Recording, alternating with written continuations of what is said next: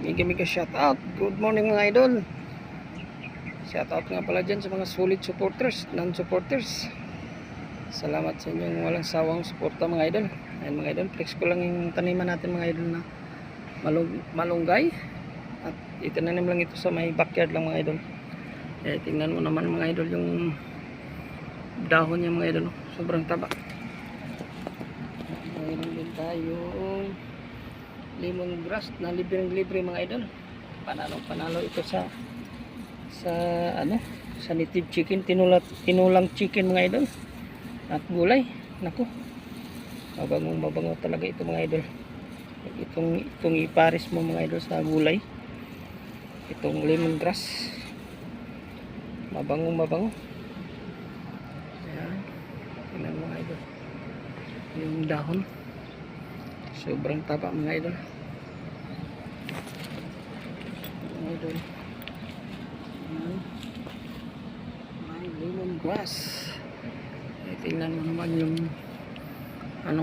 yung tindig ng malunggay mga idol. Grabe. Ang ganda talaga tingnan mga idol. Yung dahon niya. Nakakabigahan eh. Tingnan mga idol.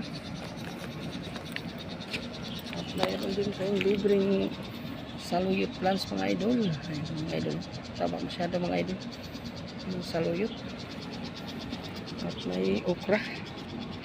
Ayan. Nagpa-flower pa si okra. Saluyot. May okra mga idol. Dito talaga sa magtiyaga ka talaga mga idol magtanim. Mayroon ka talagang maani mga idol. Ayan. Tingnan mga idol. Ganda ng tindig ng malunggay mga idol. Ayan. Dito mga idol, hindi tayo nagbunga.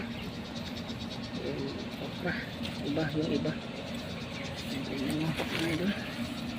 Ito talagang pinakadabis mga idol, yung lemongrass. Pag pinakadabis ito sa gulay mga idol, sa native chicken. Parisan mo ng papaya, native chicken, tinulang chicken. Ako panalo talaga ito yung mga idol. Sarap talaga ito yung pares mga idol. Ganito yung teknik mga idol sa ating malunggay mga idol. Hindi natin pahabain talaga mga idol. Putulin natin yun dito sa may dulo. Ayan. Tingnan mo naman yung kataasan niya mga idol. Tuloy yan sa mga dulo mga idol.